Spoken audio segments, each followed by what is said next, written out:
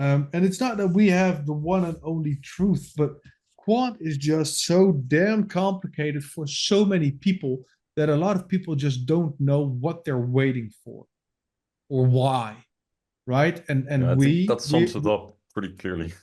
yeah, we are part of the reason also, right? Quamfy Show, that a lot of people are very impatient right now.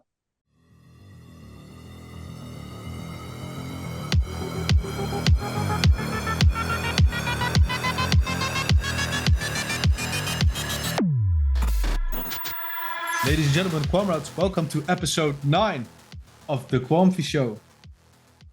We are officially sponsored by BYBIT. We announced this last week on the Dutch episode. And as you can see, we have the branding in our backgrounds right now. Links to our affiliate link are in the description. If you use our link, you'll get a $20 bonus on your first deposit of $100. And you're going to get a 30-day 10% discount on your trading fees, which is really nice. We're not going to be talking about BYBIT this entire episode, just that we decided to partner with them because they asked, and their branding and their pillars they match ours, right? So as you can see, it's powered by Satos in the Netherlands. That means that they are certified to offer crypto and to offer the services that come with that within certain limits and boundaries.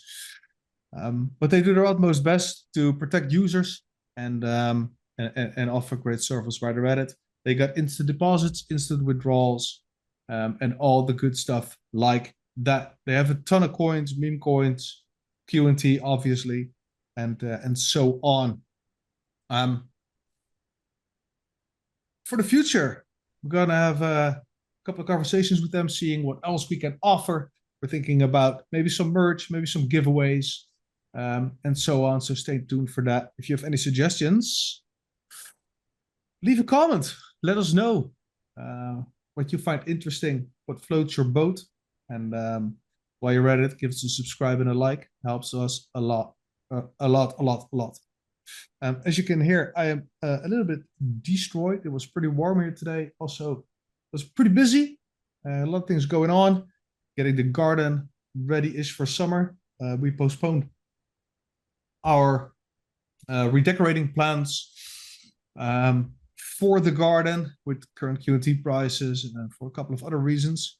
We'll be covering the QNT prices, obviously, in this episode because sentiment right now sucks. As you probably also noticed. For the rest of this episode, we're going to dive into Quant Twitter.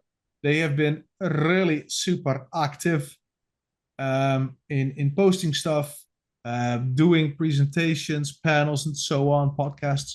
So we'll dive into that. We're going to have a look at YOYO, which is a lot of fun that's created by some people from the Quant community. I'm going to spend a little bit of time on this, as well as some other tweets from the community. Ultra Quamfy and Greg did some research, posted some stuff. So we'll dive into that as well. And there we have Tim. And Tim has also had a pretty busy day. Insurance, other preparations, mortgages, building depots, and so on. Tim, fire away, dude. Yeah, I'm here. Yeah, I mean, the mortgage part has been kind of completed now. Last week, I had to be part of the payments traffic in Europe by sending 10% of the total sum to the, what's the word in English? How do you call? It's a deposit, isn't it? Yeah, but to the party that arranges everything, does all the administration. Oh, what's the word? Oh, the notary. Yeah, is it literally the notary in English? I think it's a notary. Yeah. Okay. Let me Google that. Anyway, I had to deposit 10% of the total sum. All lights notary, are on green, so that's really good. Yeah, he's the neutral third party that holds your deposit or your money until the transaction is finalized, right? That's what you're talking about. Basically an analog smart contract. Yeah. Yeah. So that's all settled. Right now I'm just kind of deciding how to insure myself. I was just discussing that with Jarno before the show, because you can really over insure yourself or have the idea that you have insured yourself well, and then it turns out that you are not. So that's Yeah. the stage And where I'm currently in. contrary to the United States, the culture in Europe, especially the Netherlands, I think, is that we have insurance for just about everything. So insurance for your car is obviously mandatory, but almost everybody also has insurance for their properties, like what's in their houses, as well as full insurance that covers the entire house itself, and so on. So in the United States, Yeah. that's not common. No. Yeah, but that's the discussion I'm currently in with myself. I'll have to take the decision pretty quickly, and then everything is kind of settled. Got my furniture. I went to IKEA last week, bought myself a bed, and everything fitted in the car, so I was really happy with that. And actually, it also fits in the house currently. It's all stored away. So yeah, it's just a matter of weeks now until I will finally start moving there. And that's exciting. It's also kind of, yeah, I don't know. It's exciting and a bit scary at the same time, because the distance isn't that far from where I am currently. It's not that big of a deal. Will be just that after that point, I have to budget everything. I cannot spend unlimitedly like I do now. So life will change a little bit, but yeah, seems fine. Just The only thing that sentiment. never changes is that change is ever present, Tim. Absolutely, yeah, that's It will true. never be the right time for anything. No, no, like crypto right now. It's pretty terrible Yes. sentiment. How are you? Let's Yeah, stay away well, from the negativity for a bit. well enough. I'm a little bit sore. Went to the gym yesterday and this morning. I actually started going full balls to the wall again. Last couple of Mm, weeks, I took it easy because I had a lot of issues with my rotator cuff. I still have that when I bow to sit. When I lean forward, my yeah. arm starts to tingle, and then when I press here under my trap, Hmm. I can just push something away, which now crunches, and then the tingling goes away. I also have pain here a lot, but it's not Hmm. because this hurts. Now it's because there's this nerve that is just not right, or a muscle that's not right. So I took a little bit of a break, and then I decided that I should do like 450-pound rack pulls, so I can strengthen the muscles that go from here that connect my arm. Because if I put this under traction, then those muscles get trained without actually doing this, right? If you're doing shrugs, you can train those muscles. Hmm. But that probably started the imbalance to begin with, same as weighted pull-ups. Yeah. So I decided to do rack pulls, and that actually works. But yeah, I grab them really heavy, like what's that, 190 kilos, and then just Mhm. grab them with straps. Last week I did it without straps, and I could only do one rep, and now I could do actually two. And before taking a break, but those things fucking cut in my arms like mad. And I Yeah. have a little bit of a sore tailbone right now, because if you actually pick up 190 kilos, your spine goes like, and well, apparently my tailbone also noticed that. So now I'm sitting in this chair, put my feet under my leg. I think it'll be better tomorrow, but we'll see. And besides that, been busy. Got a new front door because the other one I literally kicked in with my bare feet, and that's not because I'm so fucking strong, but because the door was rotten clear through. I forgot my key. Damien was in his room, and I was gonna walk smoke, and I pulled the door, and I wanted to leave it open a bit, but I accidentally pulled it shut, and then I realized that it didn't have a key. So I needed to get in the house, kicked against the door, thought the lock would break, but I kicked the entire bottom panel out. Fuck that shit. So new door, entirely made out of plastics, which is really fucking nice. And the door is Yeah. super strong. My old door, I could literally fold lengthwise from the top and the bottom like this. Yeah. because the door was ancient. And now we have this vault door that you can open with one finger and close with one finger, which is fantastic. But I also didn't have a mailbox, right? A mail slot, which used to be common in the Netherlands, but now these plastic doors, they don't have those. And getting one in there costs a lot of money, which is stupid because most things that we receive is not mail, but packages. So I got a Packet Panda, not sponsored, mailbox where you can put packages in. The thing is like a meter high, like yay wide and like yay thick. And you can just open the lid, throw in a parcel, close it, and then the parcel drops down and people can get it out, which is really fucking nice. So I put that up. And it was wonderful weather, so I was pretty busy and I'm a little bit exhausted. But everything is great. And I haven't looked at Quant that much. No. Because sentiment is really low. Yeah. And I really struggle with the fact that it is low. Not because the sentiment is low, but because people's sentiment are low. Because why? Right? For years now, everything has gotten better. We got more confirmations than ever. Everything looks really good. And everything looks really good for the short to medium term, in my opinion, right? Looking at ZP, my position on this. But yeah, price is going down. And it's kind of hard to pinpoint why negativity has now spread across the markets. I mean, it's not necessarily only quant, right? It's also with the other cryptos.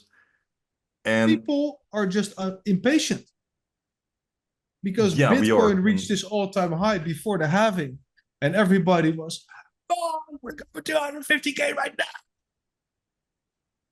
Yes, and it did, and then it dumped, right? We're still at fucking 60. What?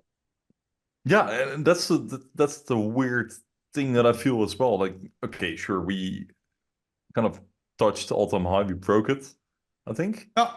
Pretty sure we broke it. Yeah. Sentiment was okay, 100K and up. People who weren't engaged in crypto were getting their phones ready again, downloading the apps, the usual. But with quants, we didn't really.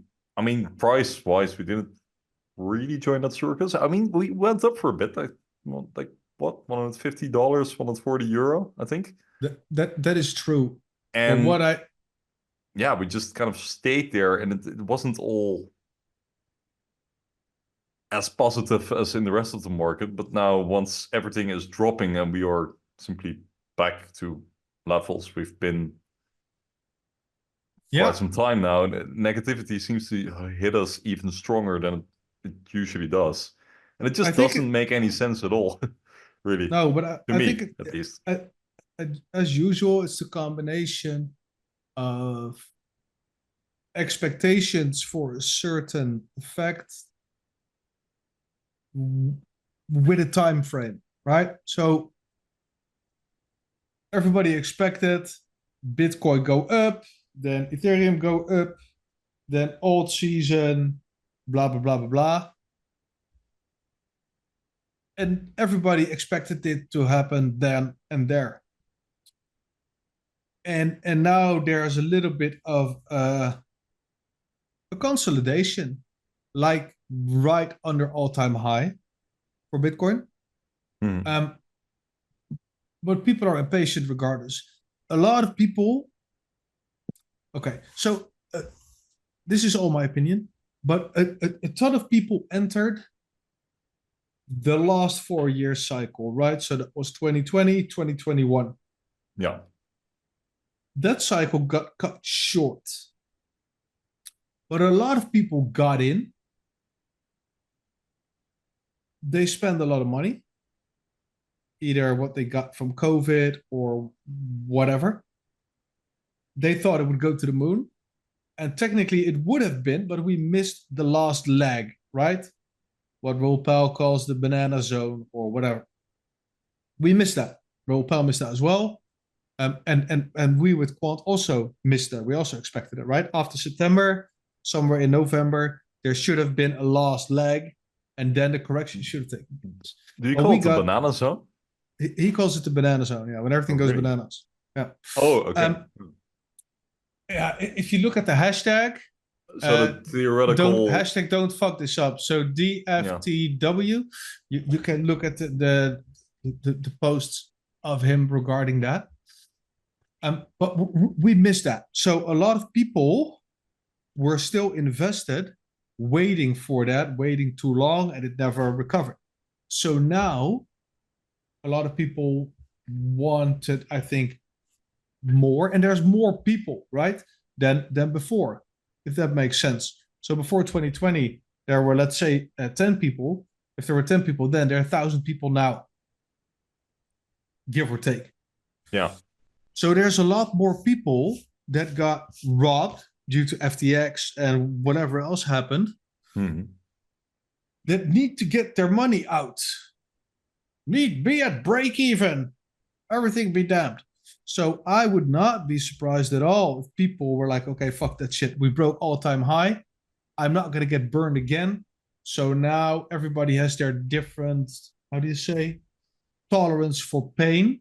So people are now gradually DCAing out. So we have like this new distribution thing happening because people are like, yeah, I'm not going to get burned again. That's my theory, at least. So my theory, a lot of people invested a lot, made a lot. They calculated that they would get even more. They didn't get it. Then most of them didn't sell because they expected it to go up again. Then it was bottom, then they didn't sell. And now they are selling the last tail of the pump after a minor correction. And that gives a lot of sell pressure, I think. But this is all just conjecture and just thoughts. So attribute too much value to that. As it comes to Quant, I think the same is going on, but I think a lot of people are now like so impatient, arguably, that they are selling QNT for other stuff because a lot of stuff is still down a lot. Quant didn't correct as much.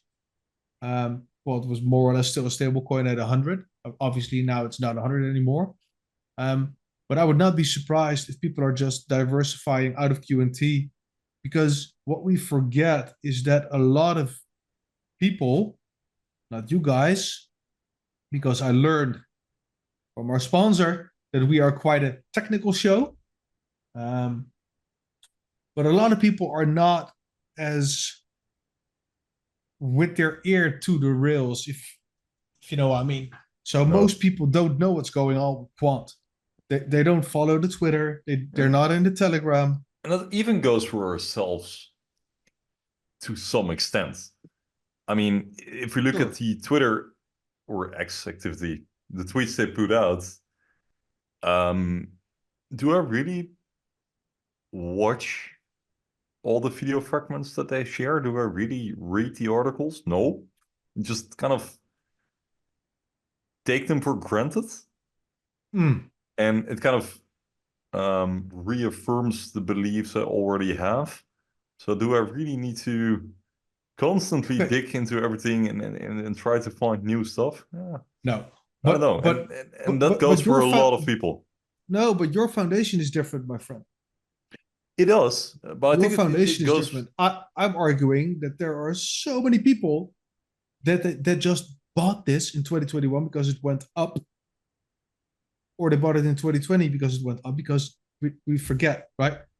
Quant went up from the lows in January 2020 all the way to the sell-off in November, October, September, October, November, that area. Yeah. So it went up for a year and a half. So we accumulated a fuck ton of new people.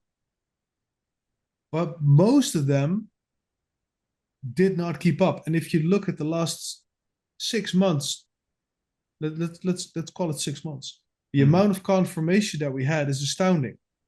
But a lot of people that I brought into QNT, in quotations marks, right? People asked me, we introduced it, blah, blah, blah. I'm not a fucking financial advisor. They're gone. And even a lot of people that I did not speak with Quant about, but I recognized from the Quant community, they never came back, and they are Yep. now deleted Yeah. account on Telegram, and that's a lot of people. And I would not be surprised at all if those people open their BYBIT account or whatever account, and they looked in there and was like, "Hey, I still had some QNT. I thought that wasn't worth anything anymore." And now they're throwing it into Pepe or in YOYO or in Hamstar or in God knows what else. So, but besides that, what we are not doing well in the community, I think, just in general within the quant community, is we are complaining a lot amongst ourselves. And that just doesn't help sentiment. I'm sharing my screen. Oh, yeah. And that just doesn't help because we are making our own lives more difficult, because whatever gets attention grows. And no, that does not work for your penis. Yeah, short term, but not long term. If we go to the statistics for a bit to make it a bit more tangible and to kind of also provide a little bit more argument to the point that a little bit more fundament to the argument that we're making. Sorry, it's late. If that didn't make any sense, then I apologize. Here from the 7th of February. I wanted to say September. That's February. Okay. And this is for the people listening. I'm sharing the QBET chart that you know very well from the Telegram group. On the 7th of February, we were at 152,714 wallets or holders. And currently we are a little bit over 800, 152,802. So we grew by only, what is it? 88 wallets in 2 months' time. And from the top of my head, 700 to... Yeah, we've been stalling, really. And if you look at the chart more specifically, you can actually see people just, or at least wallets just disappearing with quant in them. And whatever causes it might be statistical or arbitrary reasons, I don't know. We are stalling. And we used to kind of grow with a couple the amount of wallets a week is stalling. Yeah. Not us. We are evolving. We are ever evolving. Sure. Obviously, the project itself is evolving, but the amount of people, or at least the amount of wallets on chain, is stalling, and it's not really meeting predictions made earlier this year. I'm not sure. I have to look up those numbers, but we were actually predicting it to grow, and it's been stagnant past 2 months. But interestingly, I think the amount of QNT that you need to be top 100 in the ranks has grown. So you need more and more QNT to be there. While the top 1,000 has dropped a little bit. So, yeah, it's just interesting. I think it just gives a bit more clarity to the point you were just making, that people are kind of abandoning the ship or selling it for greener pastures and now not really returning.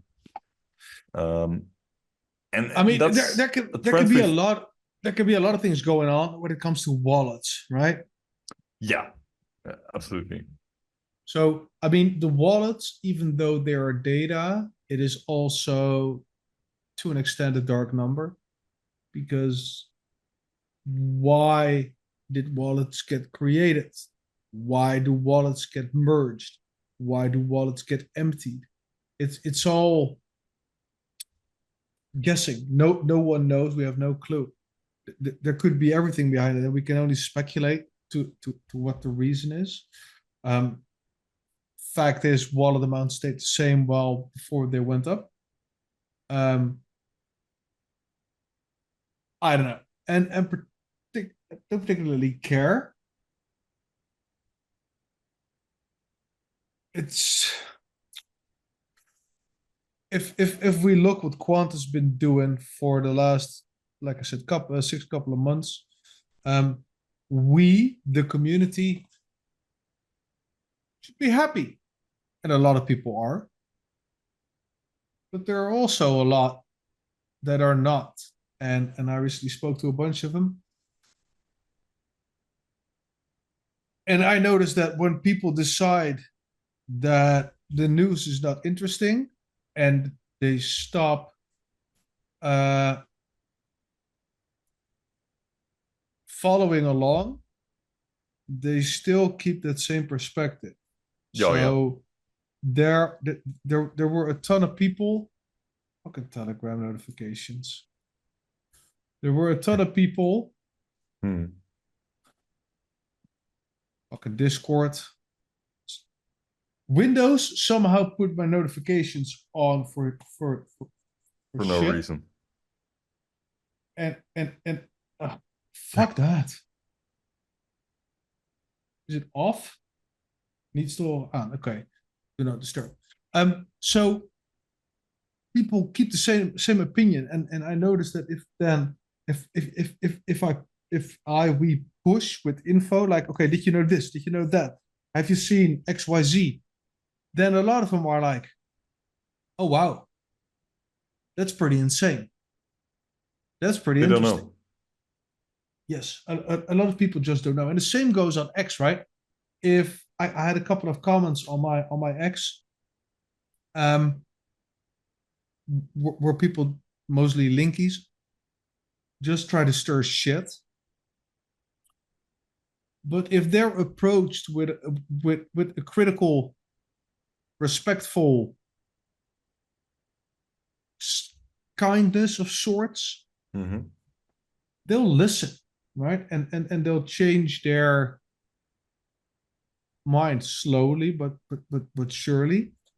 And it's not that we have the one and only truth, but Quant is just so damn complicated for so many people that a lot of people just don't know what they're waiting for or why, right? And I think that sums it up pretty clearly. Yeah, we are part of the reason also, right? Quamfy Show, that a lot of people are very impatient right now. We had, in hindsight, very unreasonable expectations, time frame wise, for when things would happen, right? And maybe it wasn't the Quamfy Show back then, because the Quamfy Show didn't exist until after the quote-unquote dump in 2021. But before that, I and a bunch of other people also were vocal about possibilities of QNT going to 1,000, etc. We had this report that we found this pitch deck, and we were sure that the price rise was due to that being utility, blah blah blah. So we truly believe that. But what I know now is that things don't go that fast, right? So a lot of wrong expectations on timelines were set in 2020, 2021. And maybe we've gotten to the 1,000, right? If you remember the story from the beginning of the episode. If we had that fourth or fifth wave, whatever it was. We could have reached the banana zone. Well, in fact, we kind of did. But at the point we did, we believed there would be another leg up that would really take us to banana land. It just didn't happen. No, but that should have come after the correction. There should have been a correction after the September. Yeah, but that's the September 11th pump. After that, should have been a correction also for ETH and BTC, and after that, we should have gotten one more crazy up, even crazier durabler, and then it should have tanked like the fucking tank that it usually does. But that's just me parroting Raoul Pal, and I don't know, fuck to quote Raoul Pal again. So, but regardless, right? a lot of unreasonable expectations clearly have been set for timeframes where QNT would reach XYZ numbers. The people that are now here still are the true believers that are actually keeping up with the project, because if you're not a fucking true believer and you're not keeping up with the project, you're not buying QNT right now. There's absolutely no reason why people should be interested in Quant now, objectively, right? If you look on X, there's no reason for the average public to buy QNT. Because it's just too complicated. Yeah, it's just too complicated. Why would you buy QNT when everyone is talking about Bitcoin or Ethereum? It's just here. You can see my screen? I do. Beautiful. Okay, so tweets like this from Quant posted on May 9th, 2024. So we believe they can. Hashtag CBDCs are not just means of exchange. They have the potential to transform current payment systems, offering a multitude of benefits from efficiency and accessibility to increased security, transparency, and cost effectiveness. Okay, let's just for fun deconstruct this, right? So we believe they can. Okay, well, that makes sense. CBDCs. Okay, so this means you already know what a CBDC is, right? And what I mean with knowing is fundamentally understanding what the point of these things are, or maybe at least read up a little bit about it. What the fuck is a means of exchange? How many people, native English speakers, know what a means of exchange is? Tell me. Is that a way to pay?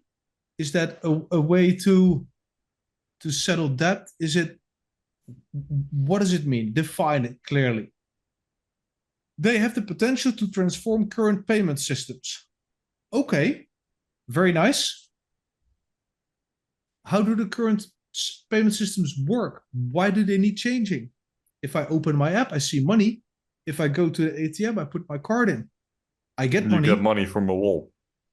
What is wrong with it? Right? And we all know that PayPal exists, and how do you call those pay apps where you can just send money to each other? Venmo. Venmo, that's the one. Yeah, we know that, but a lot of people don't. So what is wrong with the current payment system? Why doesn't it work? A multitude of benefits, from efficiency and accessibility to increased security, transparency, and cost effectiveness. Increased security. What is wrong with money? Transparency. What do you mean transparency? Money is just money. Why would money need to be transparent? I need to see the money. If it's transparent, I can see it. Show me the money. No, but cost effectiveness. Okay, cool. There are so many words in here. So many words.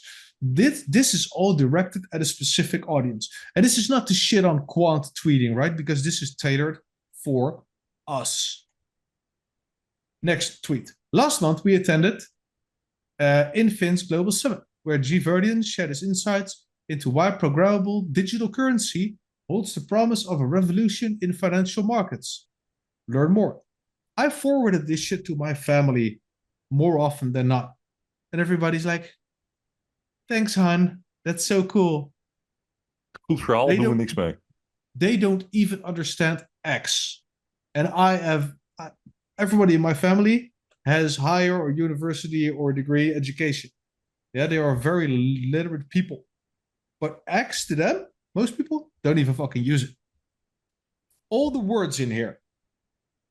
We attended at Infin's Global Summit, where G. Verdian shared his insight into why programmable digital currency. It doesn't resonate with people. Why would anybody that's not really, really into this click this? Why? It's just too much. What does programmable even mean to most people? Like, exactly. It's just money, right? What do you mean with programmable? Money is money. Oh, digital currency, euro and crypto. a dollar is a dollar. Yeah. So does that mean that the government can control my money? Yeah.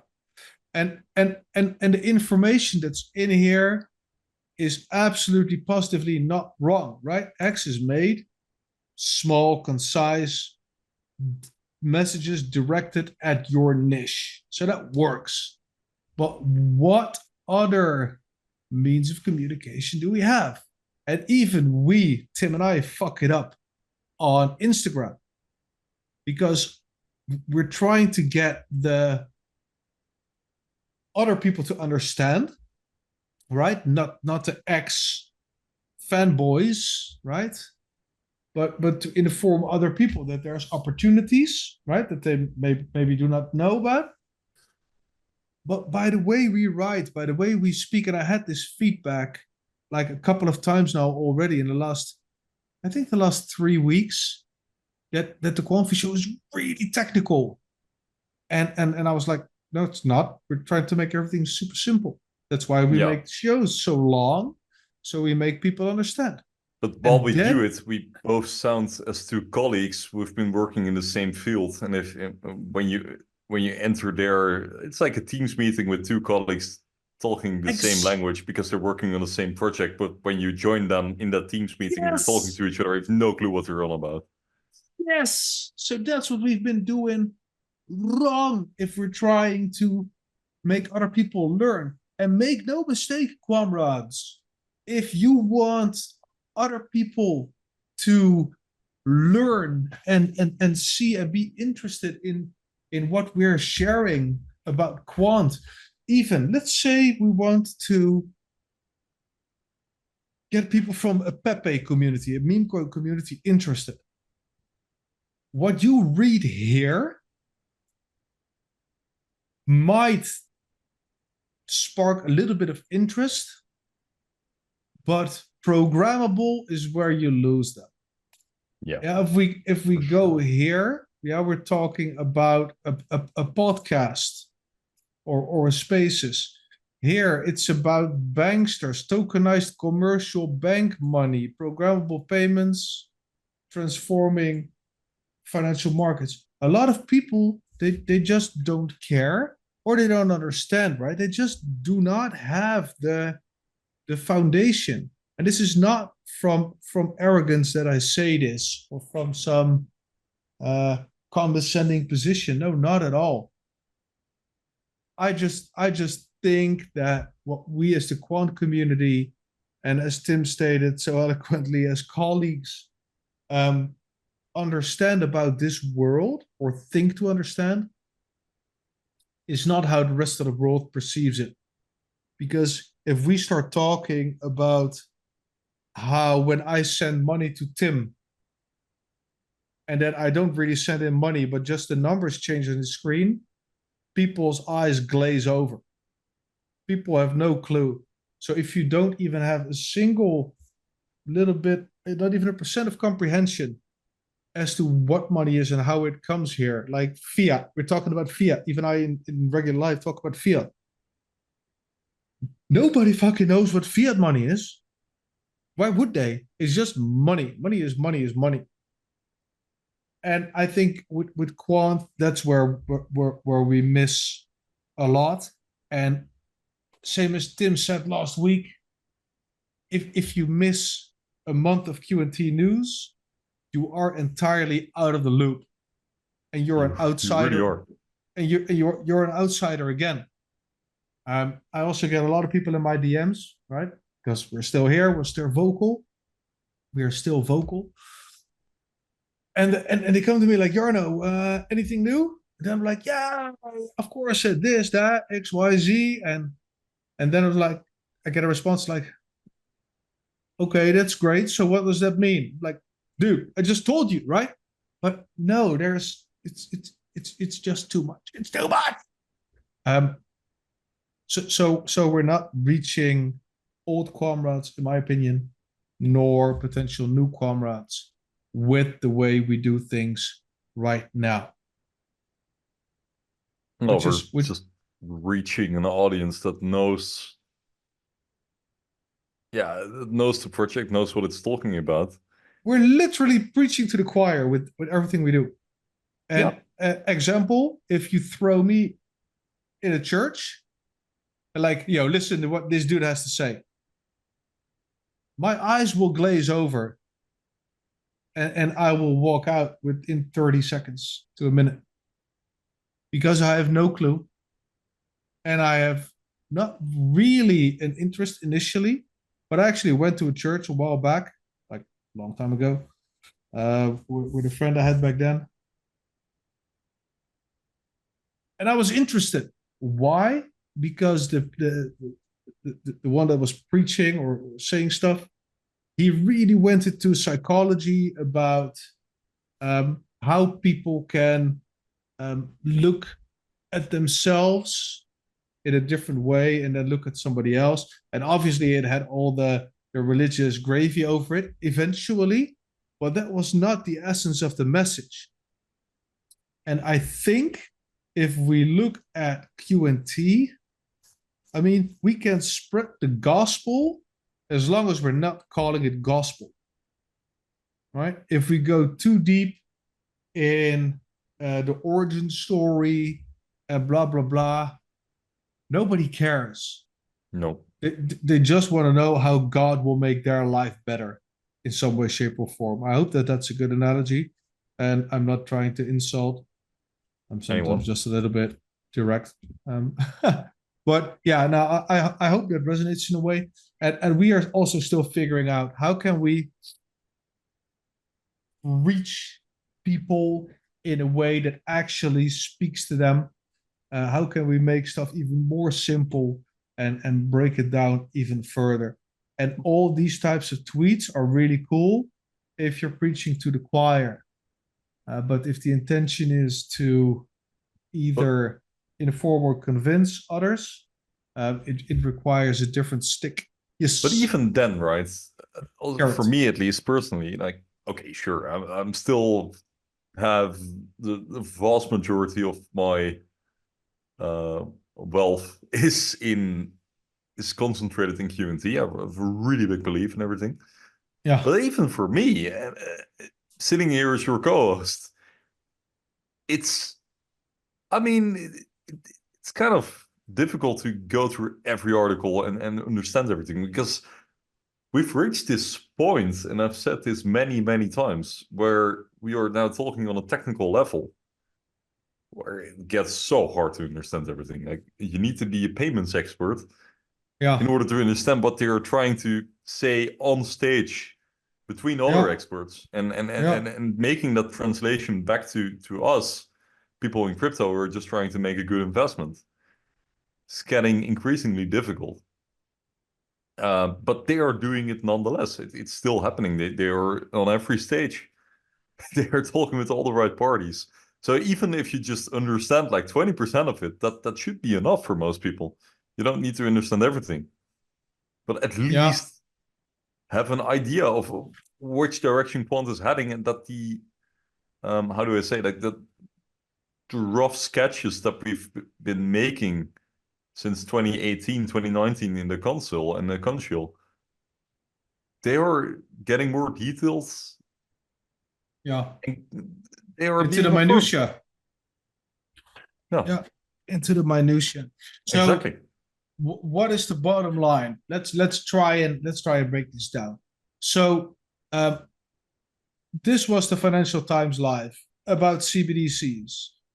This was about digital currency and financial markets. This was about blockchain, financial services, what the fintech. I think we've seen that 5.5. And EBA Day is also about tokenized commercial bank money, CBDCs, programmable payments. And this is also about tokenization. So we're targeting multiple markets already in these few 5 tweets that you just shared. 5 tweets. What's it about? Okay, so the bottom line is this. Money, fiat money, paper money is expensive.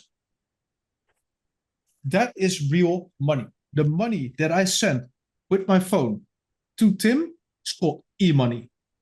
There is no money going from my phone to Tim if I send it right now. I can send him 100 euros and he will receive €0, but his account will say that he has 100 euros because all the banks connected have agreed that they will settle at the end. That means that no money goes from A to B.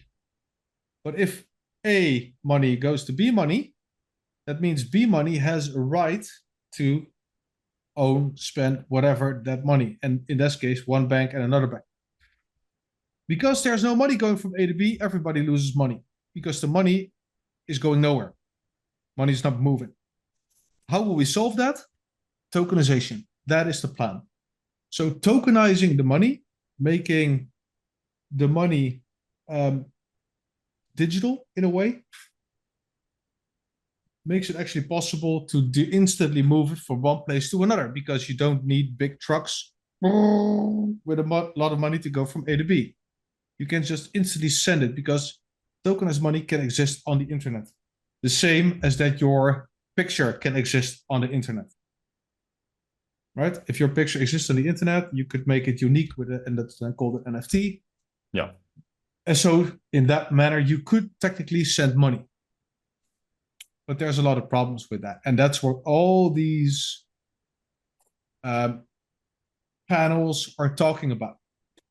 Because if you can send a picture, money, from A to B, then that means you can have, the picture is computer code, you can have that do whatever you want, whenever you want. You can make it programmable. But because money is an international thing between a lot of countries and continents, there needs to be rules and there need to be agreements, standards, right?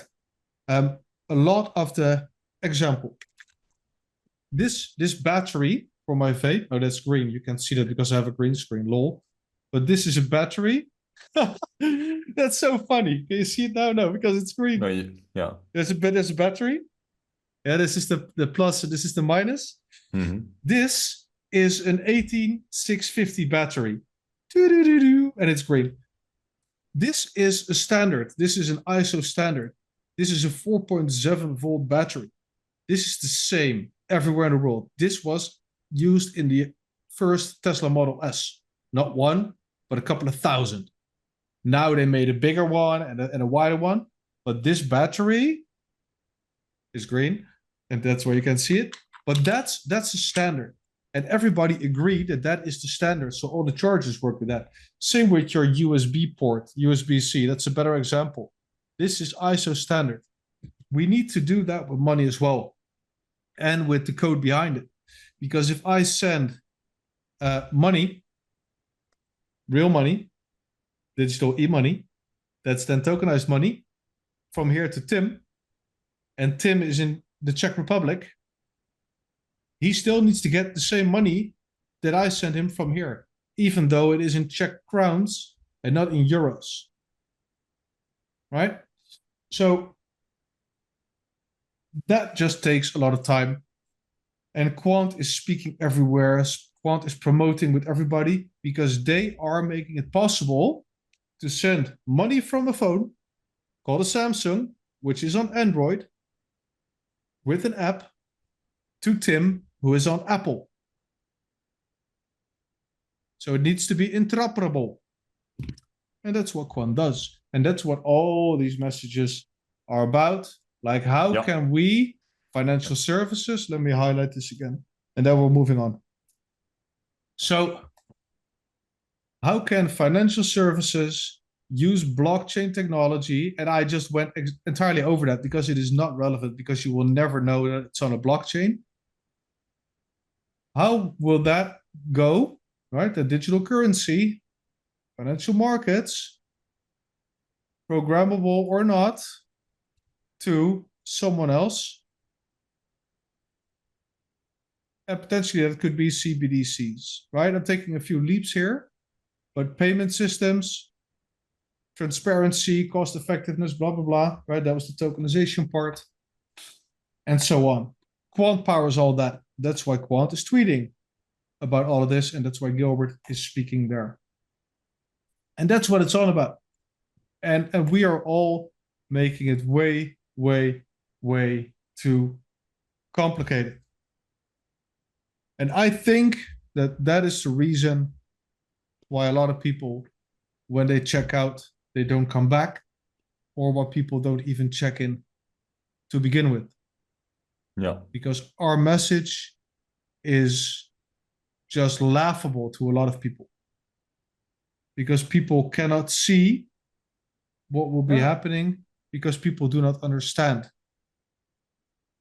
Yes, and there's an added layer of usual skepticism that you even see among journalists, and like with every form of technological advancement, and we've gone over this. We're like a broken clock. No, like not a, but broken record. we're like a broken record. Broken. Yeah, we repeat and we repeat and we repeat. Broken record. Yeah, and hope some things will actually stay with you. But there's always this question whether things are actually necessary. And if you look at these few tweets, it says programmable payments, and that's one of the points of criticism. Like, why should it be programmable? Don't payments work as they do right now? Doesn't it work just fine? You can literally send from phone A to phone B. You can send your money and it will work. Yeah, and that's why we should never begin with that to begin with, because the problem of programmable payments is not a problem for us. It's a problem for the back end, right? So if you remember my pyramid drawing of Bitcoin and Quant, it's a back right end. here, this one. Yeah. Right. So we are here. Our solution is here. This is that inverse pyramid, right? And for the banks and the governments and shit, programmable payments is a challenge, because right now it's not efficient, right? If you No. is this no, I can't use this because then people I have all these vape liquid bottles, but it's just gonna cause problem. If I want to send a payment to Tim, right? I got 8 fingers now holding up to the camera. All these stages need to be passed before the money goes to Tim, and every stage requires signatures, verifications, authorizations, etc. And we all think, oh, now we have Ideal, but that doesn't take away a step; it adds steps. So there's more complexity every time we make something more convenient, usually, because everybody wants a piece of the pie, and in the end, everything just takes longer.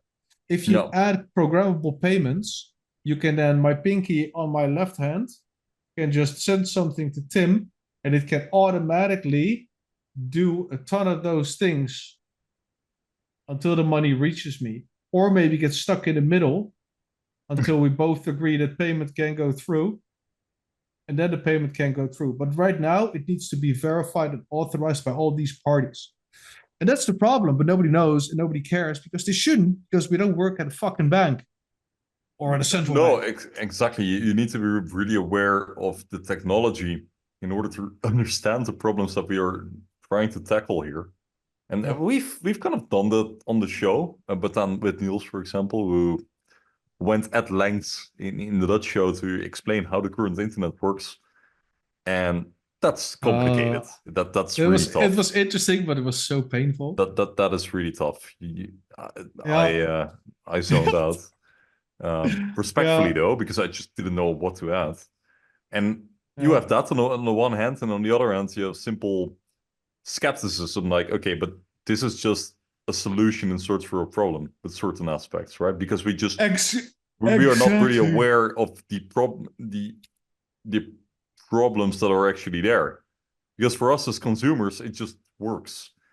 Exactly. But that doesn't mean that it really works for the banks and all the institutions which are involved. They have actual problems. They have a monetary system that's gotten out of control. They are really looking for a solution. And just because they are looking for a solution, I mean, just because they're working on a solution doesn't mean that for us, there are no problems. Does it make any sense what I'm trying to say here? Because many times when it's about CBDCs, people say, well, it's a solution in search for a problem, but the problems are actually there and they're actually trying to solve the problem. But because we are not aware of the problems, that doesn't mean that the problems aren't there. It's just not necessarily in our favor. But on the other end, they're trying to make things work so that it keeps working for us. They need to do the maintenance every now and then. They need to keep systems running. And when you want to keep systems running, you need to do updates, right? You also update your computer every now and then to keep it functioning, Yeah. to bring your car to the garage. You'd be surprised how many people don't update their computer and don't go to the garage for maintenance for their car. I think there's more people not doing it than people that are doing it. Yeah, but then at some point it does it automatically for you.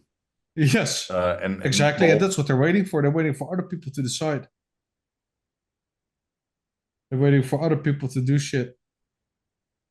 Yeah. And that was my in this cynicism case, again. it's kind I'm of sorry.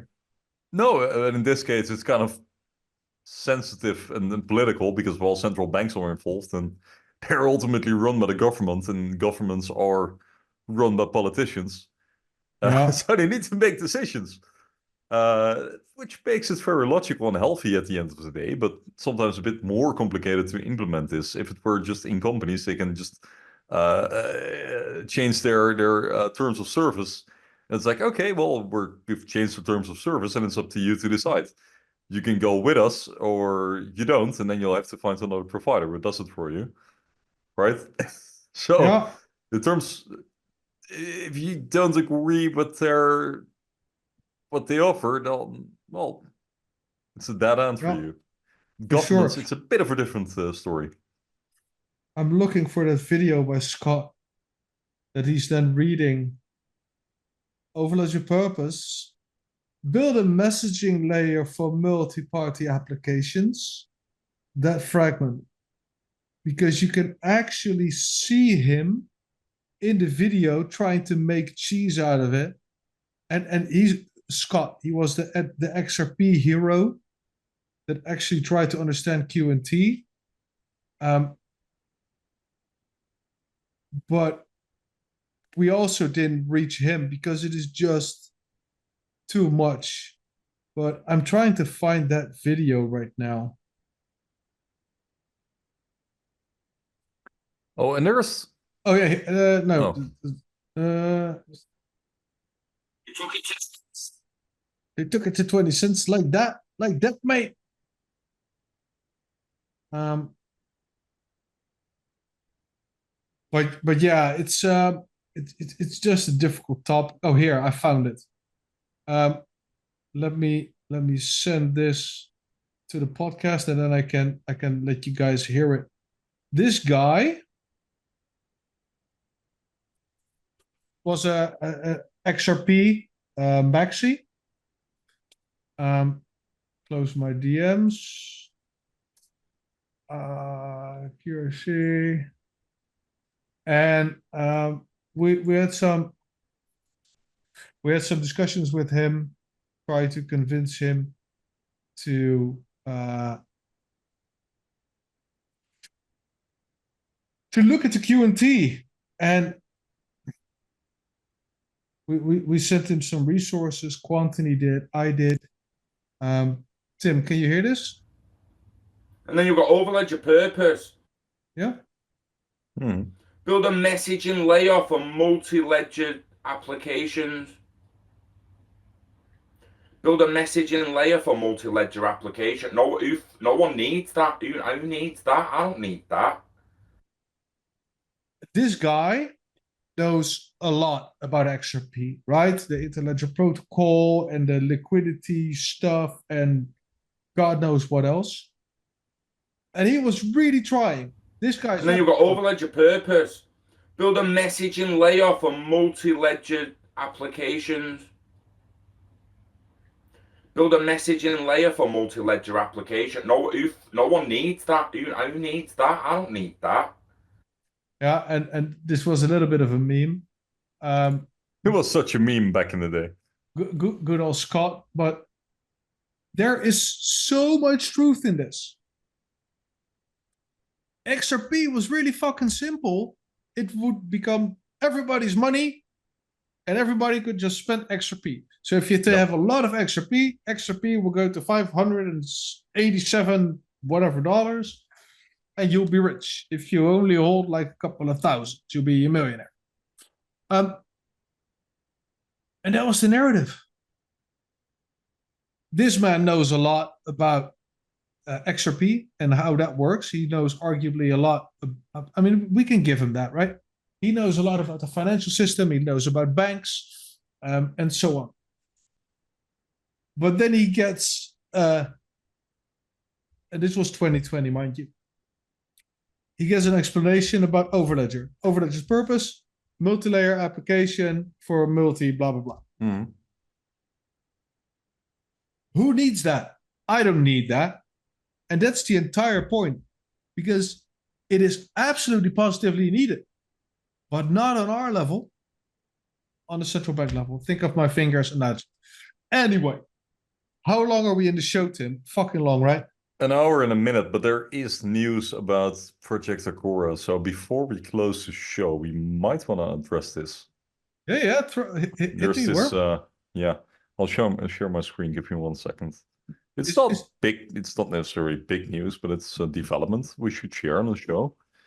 Let me grab my wait. Pull it up. Yeah. Take your time. Yeah. In the meantime, this is YOYO, $YOYO. YOYO is now on CoinGecko. YOYO coin. Bus created this, Comrade Bus. And I and a bunch of others are now part of the crew. We bought this for ourselves. Ooh, it's pumping again. It's up 74% in the last 24 hours. It got created on Friday. Was like, yo, man, I created a coin. So I bought a bag. They used the "we all gonna make it" fair launch. So nobody got a bag. Everybody that has a bag bought a bag. 100% of the money went into a liquidity provider. Market cap right now is 85,000 euros.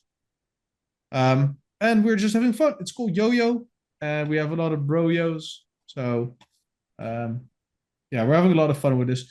Check out the Telegram or the description and have a look. It's funny, yo. Tim. I got it. Give me, I'll share my screen.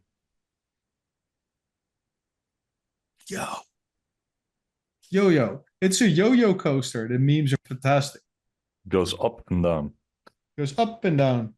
And up. Okay, yeah, and down again. Can you see my screen? Up and down and down and down and up and down. We're looking at a tweet from Ledger Insights, and it reads: applications have opened for Project Agora, the cross-border payments tokenization project from the Bank of International Settlement, the International, no, it's the IIF. Oh, the Global Association for the Financial Industry, and 7 central banks. Open to institutions plus major payment firms, but have to apply fast. Then I don't want to open this link because I'm not sure where it leads me. In the sense that I'm gonna... Ledger Insights. What could it lead you to? No, but you're it will afraid probably... about doxing your shit. No, I'm not sure which browser will open, so... You know you can actually... Oh, never mind. Okay, well, that's good. Clever. In that... Yeah, in that because it's not like... I actually use Safari on my... If that makes any sense, right? I use Safari as a standard browser, but then I do not for the Quamfy Show, so then... Right. In that same vein, Greg Lund. Good morning. I got access to a private Zoom call with speakers from Visa, MasterCard, Wells Fargo, JP Morgan, Deloitte, Swift, and Citi. The call was around the Regulated Settlement Network, RSN. With QNT in mind, I listened to Swift discuss their interoperability solution featured in the proof of concept. For context, the RSN is a shared ledger being developed in the US to settle tokenized commercial bank money, wholesale central bank money, US Treasury securities, and other tokenized assets. Word salad. In other words, all domestic USD transfers. Swift is a financial messaging system. Yeah, so Swift is this is my edition. Swift is a text messaging service. It does not transfer value. Greg again, not a tokenization platform. So it's incapable of minting, burning, or interoperating digital assets on its own. As a result, their Swift connector, in quotation marks, is built using Hyperledger Firefly, a capable but ultimately limited form of overledger. Careful not to infringe on those patents, wink. In the clip below from the Zoom call, the representatives from Swift notes, in addition to the Swift interlinking solution, the group may compare additional options to be able to compare them side by side. For example, we could envision direct connectivity to the RSN through an API solution. Notice how his voice trails off and he begins to stutter when mentioning the potential API solution. Perhaps a reluctant acceptance that global financial settlement has grown much larger than Swift, and the need for a true universal interoperability solution has emerged. Quant has already been confirmed as the interoperable backbone for the RLN in the UK, the inspiration from which the RSN itself was originally spawned. So this tweet will be in the description. Read it again. Yes, this is my Greg voice from now on. I almost went to Australian a little bit. New Zealand-ish. Need to be careful with that. Because he's an American. America! Yeah, no, I was just trying to add a little bit of fun in there. And make the distinction when I read shit and fun. So, Swift, RSN, APIs.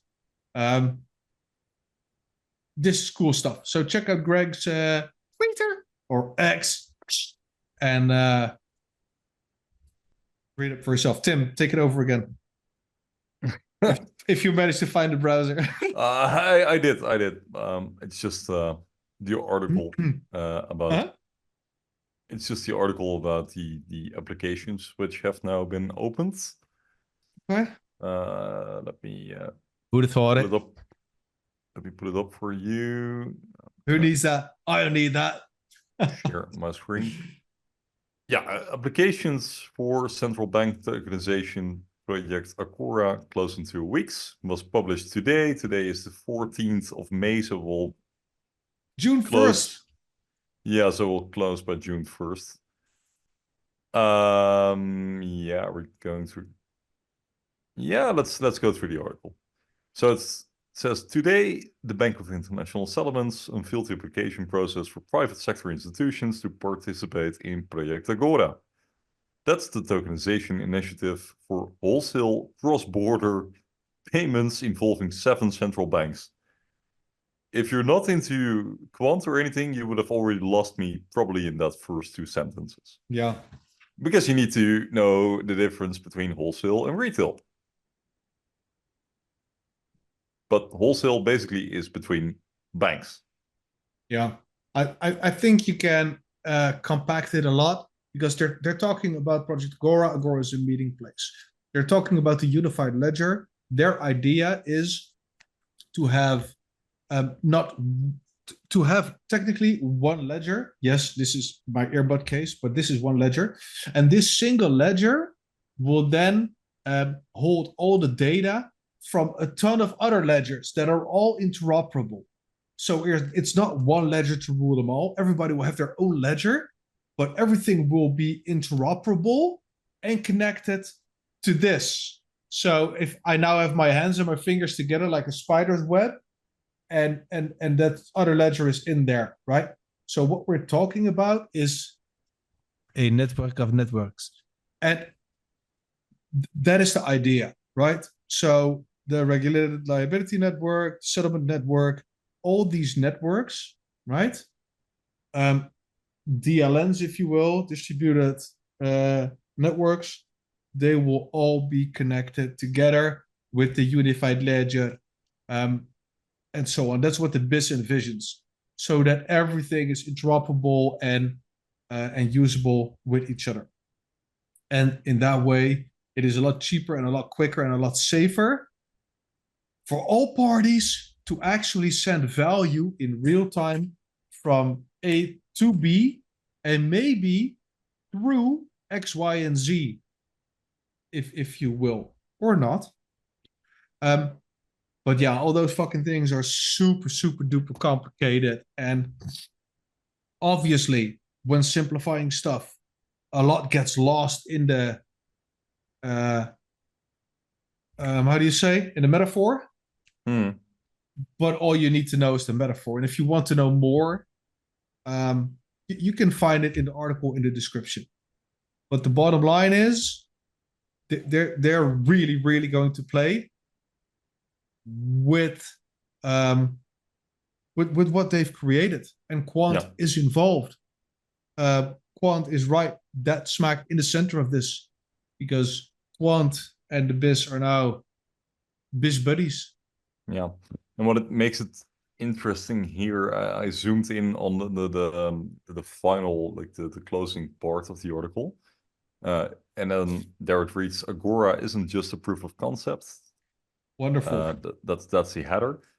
And the text is: the application form emphasizes that Agora is not purely a proof of concept with the intent to progress it beyond that stage.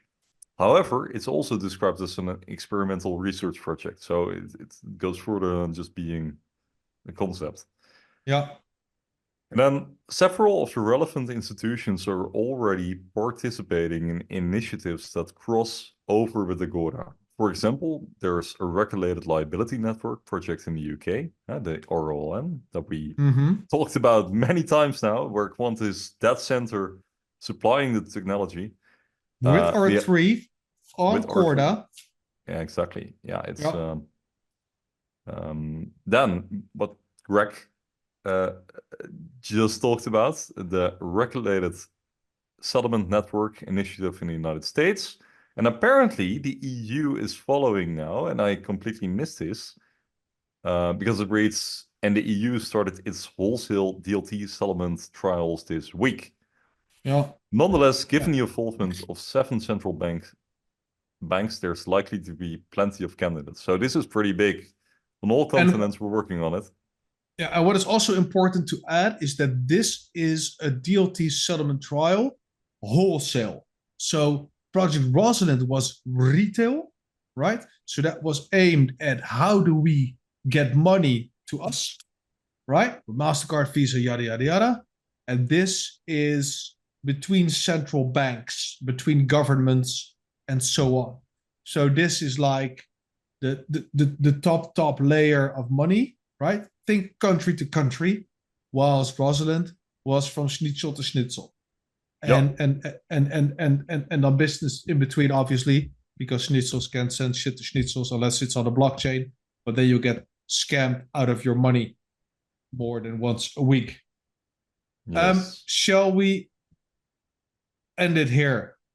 Oh, well, I actually wanted to add a little bit. Usually you're the one fucking grinding for us to stop. And now we're at an hour and 15 minutes. Yeah, but before we stop, I am now the guardian of time. Okay, yeah, I know you're the guardian of time, but this is something something I just stumbled upon, and this might have been shared Doctor Strange in Telegram. I don't know, but this article literally was published 5 hours ago. I don't know, on the 14th of May, and he gets such a kick out of all this political high level shit. It's so interesting. But it is, but if you read this. It reads that the EU is now also trialing and simulating, just like they are doing in the UK and the US. Yeah. PVP transactions, automated wholesale. Yes, and securities, life cycle management. Viewers can read, but I'll read it out. It says yesterday, so on the 13th of May, the Oostenrijkse Nationaalbank. Good pronunciation. I'll get some water. Participated in the first trial of wholesale DLT settlement transactions as part of the Eurosystem experiments. As reported last month, 16 institutions were onboarded to participate in the first wave of DLT trials, which use real central bank money. In addition, there are experiments involving simulation. Okay, and then the Oostenrijkse Nationaalbank example was a simulation involving the tokenization and simulated settlement of government bonds against central bank money, a delivery versus payment transaction. And then it's kind of difficult again. It was already so complicated, Tim. What is delivery versus payment? Yeah, no. but central banks are actually testing the system right now. It's not no more talk. We are actually trialing and experimenting, and I think this Yes. will be a trend for Yes. like the coming, let's say, 1 to 2 years, because all those experiments, all those trials, they have the same time path. It's fascinating, really. Like clockwork. On a bullish note, yeah, indeed, the timelines are all converging, and They when the are. beams cross. Now, to end on a bullish note, right? Yeah. Everybody's like, okay, CBDCs will take another 5 to 10 years, but what we forget is that CBDCs take so long because it is literally the next step in money. And money is what changes hands, right? Between consumers and businesses, consumers and consumers, etc. But interbank and intra-bank transactions, meaning ING to Rabobank or Morgan Stanley to Barclays, or within JP Morgan or JP Morgan to Santander, right? So intra-bank or interbank, those payments are a lot easier to tokenize legally and also standards wise. So let's say ING and Rabobank, they're both Dutch banks, or ABN AMRO, whatever. If they work together and they have a shared intranet, right, to make it simple, it's not the case, they could technically settle on the platform already, right? And settling means clear up debts, pay bills, etc. It would not take a lot of law and a lot of difficult stuff to make that happen. Just a couple of contracts, some agreements, and the technology. So even though CBDCs might be 5 years away, the tokenized delivery versus payment, inter and intra-bank transactions, meaning not you and I involved, but only banks, they could be here within a year. And I would not be surprised at all if those wholesale steps, not necessarily with CBDCs, but for instance, what they did with Onyx, right, with JPM Coin, and what Facebook wanted to do with its Libra and so on, those steps can be made a lot sooner, which means that overledger utility could be visible far earlier than 5 years. So I think a lot of people that left, if you're listening to this, you should definitely take that under advisement. And this is not financial advice. No. Shall we close? I think so. I think it's time. Thank you guys so much for watching, for listening. In the description, you will find the link to our partner, BYBIT. If you use our link, you're going to get a little bit of extra money. You're going to get $20 if you deposit $100 within a week, and you're going to get 10% discount for 30 days on your trading fees, which is really nice. Make sure to subscribe, like, share this, follow us on our socials. Links are in the description to everything. Let us know what you think would be fun to do with our new sponsor. What will make you happy. Keep it simple. Stay Quamfy. And we'll see you in 2 weeks. Cheers. Cheers.